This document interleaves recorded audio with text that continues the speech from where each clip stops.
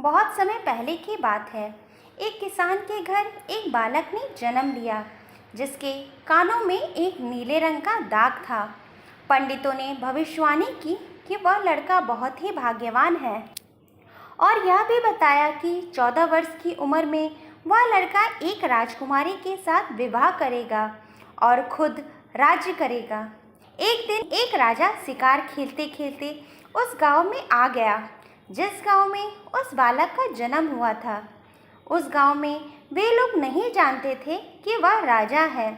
बातों ही बातों में एक बूढ़े व्यक्ति ने राजा को बताया कि कुछ दिन पहले ही इस गांव में एक बालक का जन्म हुआ है, जो 14 वर्ष की आयु में एक राजकुमारी के साथ विवाह करेगा। राजा को यह बात सुनकर बहुत गुस्सा आया, क्योंकि कुछ दिन पहले ही उसके घर में एक पुत्री का जन्म हुआ। राजा बहुत ही घमंडी और क्रूर व्यक्ति था। राजा ने सोचा, क्यों ना मैं उस व्यक्ति को कुछ धन देकर उसका बच्चा ले लूं और उसे जाकर कहीं मार दूं। अगर वह बच्चा ही ना रहा तो मेरी पुत्री का विवाह उसके साथ नहीं होगा। फिर राजा उस व्यक्ति से बोलता है, बाबा, आप मुझे उस बालक के घर ले चलिए। उसके माँ बाप उसे ठीक से नहीं पाल पाएंगे। मैं उसका अच्छा सा पालन पोषण करूँगा। फिर वह व्यक्ति राजा को उस बालक के घर ले जाता है और राजा उसकी माँ को बोलता है, आप लोग बहुत गरीब हैं और इस बच्चे का ठीक से पालन पोषण भी नहीं कर सकते, तो मैं चाहता हूँ आप इस बालक को मुझे दे दें ताकि मैं इसे अच्छे से रख सकूँ। बालक की माँ ने बहुत इनकार किया, वह बच्चा नहीं देगी। तब राजा ने उसे बहुत सारा धन दिया और बोला, तुम यहाँ पैसों से अपना गुजारा कर सकती हो। जब तुम्हारा बेटा बड़ा हो जाएगा तो वह खुद ही तुम्हारे पास आ जाएगा। उसकी माँ ने सोचा कि मेरा बेटा बहुत ही भाग्यशाली है, इसीलिए यह व्यक्ति मेरे बेटे को लेना चाहता है। शायद भगवान को यही मंजूर होगा। बहुत सोचने के बाद उस औरत ने अपना बच्चा राजा को दे दिया। राजा उस बच्चे को लेकर वहाँ से चला गया और उसे एक संदूक में डालकर तालाब में बहा दिया। उसने सोचा, दम घुटने से वह बच्चा उस संदूक में ही मर जाएगा। वह मन ही मन बहुत खुश हो रहा था। मरने वाले से बचाने वाला बड़ा होता है। यही उस बच्चे के साथ हुआ। वह संदूक बहते बहते तालाब के बीच एक पत्थर में फंस गया। वही तालाब के पास एक व्यक्ति बैठा था। उसने वह संदूक देखा और मन ही मन बहुत खुश हुआ कि इस संदूक में शायद बहुत सारे धन होंगे। वह तालाब में घुसकर वह संदूक निकाल लेता है। जब उसने वह संदूक खोला तो उसने देखा उसके अंदर एक बच्चा है। उसने सोचा, यह बच्चा मेरे किस काम का, चलो मैं इसे सेठ को ही दे देता हूँ। उन्हें तो कोई बच्चा भी नहीं है, शायद वह इस बच्चे को रख ले। उसने वह बच्चे को उठाया और अपने सेठ के पास ले गया और सेठ को सारी बात बताई। सेठ और सेठानी उस बच्चे को देखकर बहुत खुश हुए। उन्होंने सोचा, शायद भगवान ने उनकी सुन ली और यह बच्चा उनके पास भेज दिया। उन दोनों ने उस बच्चे को अपने पास रख लिया। वे लोग उसे बहुत प्यार करते। वह जैसे बड़ा हो रहा था, उसके चेहरे पर बहुत तेज आ रहा था। कोई भी उसे देखता तो उसे देखता ही रह जाता। राजा उसी तालाब के पास से जा रहा था जहां उसने उस बच्चे को फेंका था। तभी वहां अचानक जोरों से तूफान आ गया और राजा को उसे सेठ और सेठानी के घर के बाहर रुकना पड़ा। तभी उसकी नज़र उस बालक पे पड़ती है और सोचता है, कितना सुंदर बालक है। पास ही में बैठे उस सेठ से पूछता है, क्या ये आपका लड़का है? हाँ, यह मेरा ही बेटा है, क्योंकि हमने ही इसे पाला है। आज से 14 साल पहले यह मुझे एक लकड़ी के संदूक में मिला था। राजा को सारी पुरानी बात याद आ गई और यह सुनकर बहुत आश्चर्य हुआ कि यह लड़का अभी तक जिंदा है। मैंने तो सोचा था यह मर गया होगा। उसने फिर से तरकीब सोची उस लड़के को ख़त्म करने की। राजा सेठ से बोलता है, क्या आप मेरी एक मदद कर सकते हैं? मुझे रानी को एक खत पहुंचाना है। क्या आपका यह बेटा मेरा खत रानी को पहुंचा देगा? सेठ ने हाँ कर दी। राजा ने तुरंत एक खत रानी को लिखा कि यह लड़का जैसे ही महल में आए इसे मरवा देना और कहीं दूर इसे दफना भी देना। यह सब मेरे वापस आने से पहले ही हो जाना चाहिए। और उसने उस खत पर अपनी मोहर भी लगा दी और उस लड़के को दे दिया। लड़का भी वह खत लेकर महल की ओर निकल पड़ा। वह लड़का आज तक घर से बाहर नहीं निकला था। वह जंगल में जाकर रास्ता भटक गया था। रात भी हो गई थी। तभी उसे जंगल में एक कुटिया दिखाई दी। वह लड़का उस कुटिया में घुस गया और उसने देखा कि उस कुटिया में एक बूढ़ी औरत है।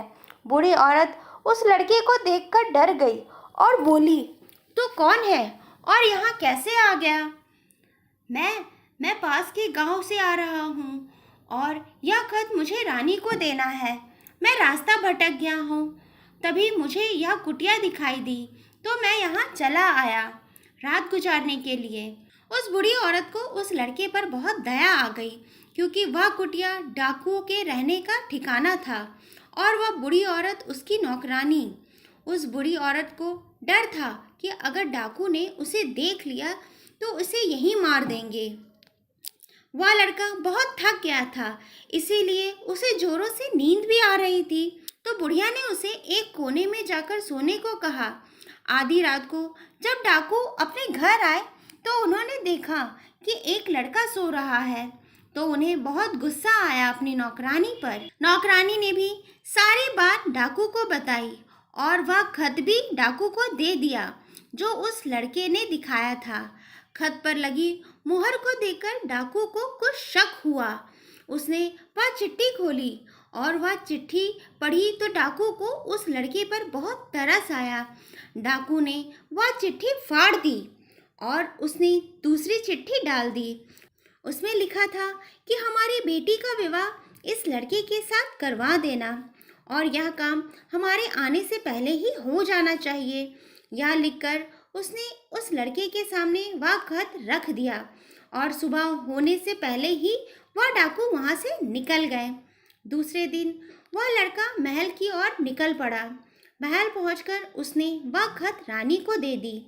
रानी खत पढ़कर बहुत आश्चर्य में पड़ गई कि यह कैसी आज्ञा राजा ने दी है।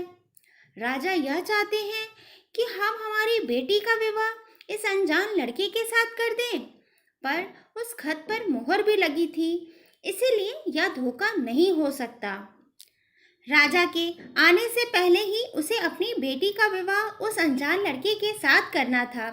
दूसरे ही दिन राजकुमारी का विवाह उस लड़के के साथ हो जाता है। राजकुमारी उस लड़के के साथ महल में ही रहने लगी। कुछ महीने बाद राजा महल में वापस लौटे। उसे जब यह पता लगा कि राजकुमारी का विवाह उस लड़के के साथ हो गया है तो उसे बहुत गुस्सा आया। राजा ने वह खत मंगवाया जो उसने लिखा था। राजा ने वह खत जैसे ही पढ़ा वह तो हक्का बक्का रह गया। उसे उस लड़के पर शक हुआ, जरूर इसी ने खत बदल दिया होगा। राजा ने उस लड़के को बुलवाया और सच्चाई जाननी चाहिए। तब उस लड़के ने बोला, महाराज, मैं नहीं जानता कि यह खत में क्या लिखा हुआ था, पर हाँ, जब मैं महल जा रहा था तब मैं रास्ता भटक गया था और जंगल में एक कुटिया थी, उसी में मैंने रात गुजारी।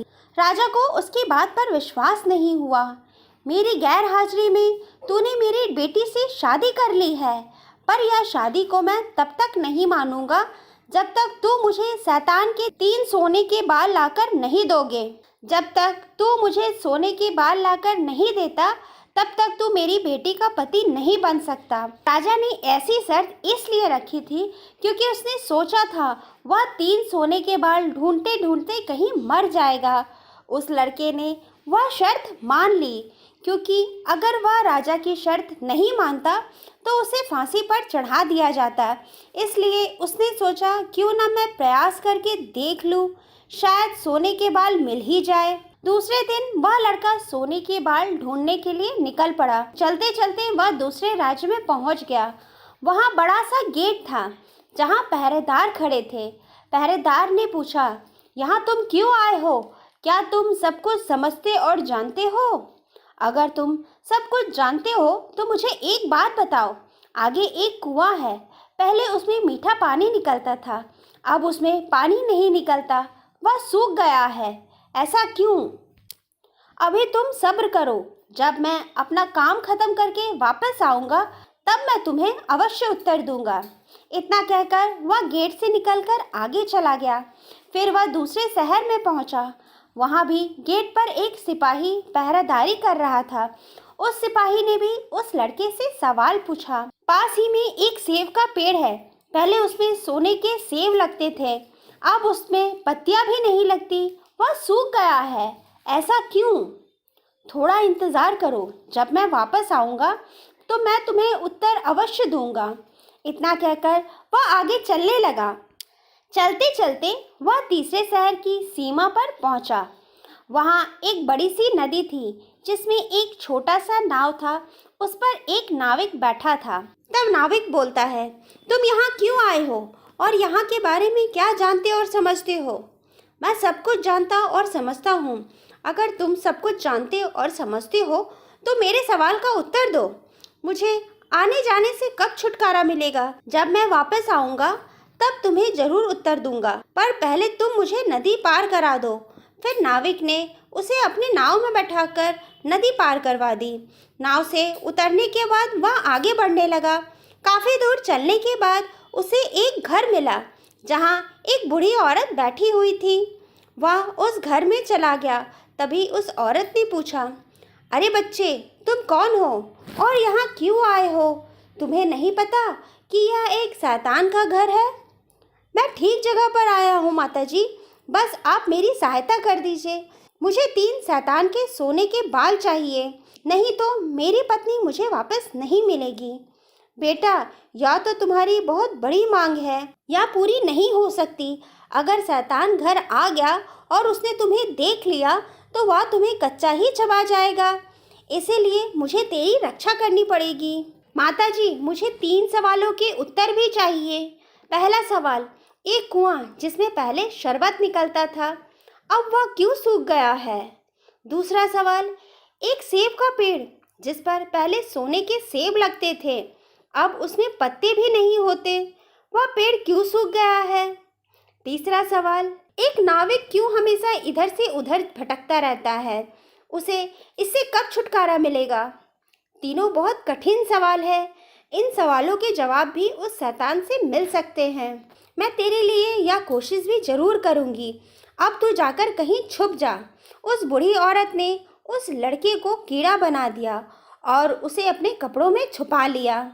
थोड़ी देर बाद जब शैतान घर लौटा, वह ज़ोर ज़ोर से चिल्लाने लगा, मुझे किसी इंसान के शरीर की खुशबू आ रही है, आज ज़रूर कुछ गड़बड़ है। उसने पूरे घर में देखा पर उसे कोई मनुष्य ना मिला। उसकी माँ ने गुस्से में बोला, मैंने अभी थोड़ी देर पहले ही पूरा घर साफ किया है, लगता है तुम्हारे नाक में ही मनुष्य गंध आ गई है। तू जा, चुपचाप से बैठ और खाना खा। वह खाना खाकर जमीन पर ही सो गया। उसकी माँ भी उसके साथ चटाई पर ही लेट गई क्योंकि उसे 3 सोने के बाल लेने थे। जब शैतान बहुत नींद में था तब उसकी माँ ने एक सोने के बाल तोड़ लिए और शैतान दर्द से कर्रा उठा। माँ, तुम मेरे बाल क्यों खींच रही हो? बेटा, आज मैंने बहुत भयंकर सपना देखा, इसीलिए डर के मारे मैंने तेरे बाल खींच लिए। माँ, ऐसा कौन सा सपना था जिससे तू इतना डर गई? मैंने देखा कि एक कुआं जिसमें शरबत आता था पर वह अब सूखा पड़ा है, तो इसमें किसका कसूर है? माँ, उस कुएं के नीचे एक बड़ा सा पत्थर है, उस पत्थर के नीचे एक मेंढक रहता है। अगर उस मेंढक को मार दिया जाए तो उस कुएं से फिर से शरबत आने लगेगा। इतना कहकर राक्षस फिर से सो गया। उसकी माँ ने देखा शैतान फिर से सो गया है और गहरी नींद में भी है। उसने फिर से दूसरा सोने के बाल तोड़ लिए। राक्षस फिर से चीखा और उठ गया। माँ, तू क्या कर रही है? बेटा, मैंने फिर से एक भयानक सपना देखा जिस कारण मेरे हाथ तेरे बाल पर चले गए। ऐसा कौन सा सपना था जिससे तू डर गई? मैंने देखा सीमा के किनारे एक सेब का पेड़ था जिसमें पहले सोने के सेब हुआ करते थे, पर उसमें अब पत्ते भी नहीं होते। इसका क्या कारण है? उस पेड़ के नीचे एक चूहा रहता है जो उस पेड़ की जड़ को काटता रहता है। अगर उस चूहे को मार दिया जाए तो उस पेड़ पर फिर से सोने के सेब होने लगेंगे। माँ, अब तू मुझे परेशान मत कर, मुझे सोने दे। इतना कहकर राक्षस फिर से सो गया। जब उसकी माँ को लगा कि राक्षस सचमुच सो गया है, तो उसने उसके सर से तीसरे सोने के बाल भी तोड़ लिए। अब तो राक्षस बहुत गुस्से में उठा और अपनी माँ पर चिल्लाने लगा। उसकी माँ ने उसे बहुत प्यार से शांत किया और बोला, बेटा, मैं अजीब अजीब सपने का क्या करूं? मैंने फिर से एक अजीब सपना देखा। माँ, मुझे जल्दी बताओ, वह कौन सा सपना देखा, क्योंकि मुझे बहुत जोरों से नींद आ रही है। मैंने देखा कि एक नाविक मुझे शिकायत कर रहा है कि उसे हमेशा इधर से उधर जाना पड़ता है। उसे इससे छुटकारा कब मिलेगा? वह नाविक बहुत मूर्ख है। जब वह अपना चप्पू किसी और के हाथ में दे देगा, तब उसे आने जाने से छुटकारा मिल जाएगा। इतना कहकर वह राक्षस फिर से सो गया। फिर उसकी माँ ने उस कीड़े को अपने कपड़े से निकाला और उसे फिर से इंसान बना दिया। तू 3 सवालों के जवाब तो सुन चुका है, और यह ले 3 सोने के बाल, और यहाँ से जल्दी चला जा। फिर वह लड़का वहाँ से निकल गया और अपनी राज्य की ओर चल पड़ा।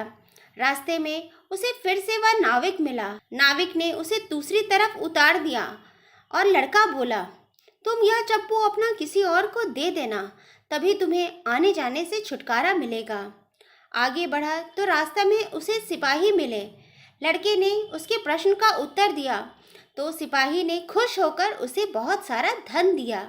वह उस धन को लेकर आगे बढ़ा और आगे खड़े सिपाही को भी उसने उत्तर दिया, तो उसने भी बहुत सारा धन उस लड़के को इनाम में दिया। अब वह 3 सोने के बाल और सारा धन लेकर राजा के पास पहुंचा। राजा उस लड़के को देखकर बहुत हैरान हो गया। उस लड़के ने जब 3 सोने के बाल और ढेर सारा धन राजा को दिया, तो राजा ने पूछा, यह सब धन तुम्हें कहाँ से मिला? मैं नदी के उस पार गया था, वहाँ मुझे बहुत धन मिला, तो मैं थोड़ा धन यहाँ ले आया। राजा के मन में लालच आ गया और उसने बोला, क्या मैं और धन नदी के पार जाके ला सकता हूँ? हाँ, आप ला सकते हैं। नदी के किनारे एक नाविक है, आप उसका चप्पू लेकर खुद नाव चलाना और नदी के दूसरे किनारे जाकर आप वहाँ से बहुत सारा धन ले सकते हैं।